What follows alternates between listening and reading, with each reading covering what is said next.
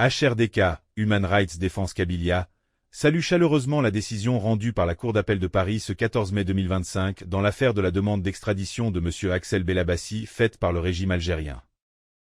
Le verdict, innocentant M. Belabassi de toutes les accusations portées contre lui, est une gifle pour le régime algérien et une leçon pour la justice algérienne corrompue et complice de la répression féroce organisée par la junte d'Alger.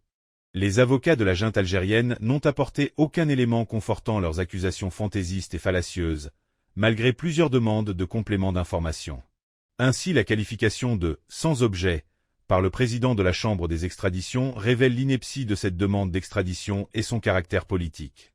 Cette décision, rendue par une justice indépendante et impartiale, confirme le caractère arbitraire des sentences prononcées par la justice algérienne dans l'affaire de l'Arvana Tiraten, sur des chefs d'inculpation identiques à ceux portés contre M. Belabassi, à l'issue d'un procès stalinien, dans lequel ont été jugés 102 Kabyles en 3 jours, dont 54 ont été condamnés à mort.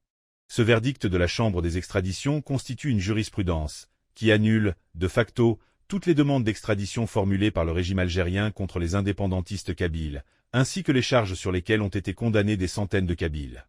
Human Rights Defense Kabylia exige la libération immédiate des Kabyles condamnés dans l'affaire de l'Arvana Tiraten, et la libération des centaines de Kabyles et d'Algériens, emprisonnés pour leurs opinions ou leur activité politique. HRDK demande une commission d'enquête internationale, indépendante du régime algérien, sur les incendies criminels de 2021 en Kabylie, qui ont causé la mort par calcination de près de 500 personnes. HRDK appelle les gouvernements démocratiques de par le monde, épris de paix et de justice, à soutenir la revendication du peuple kabyle de son droit à disposer de lui-même, conformément à la Charte des Nations Unies, et à soutenir le combat pacifique des indépendantistes kabyles, pour l'exercice du droit du peuple kabyle à l'autodétermination, dans le cadre du droit international.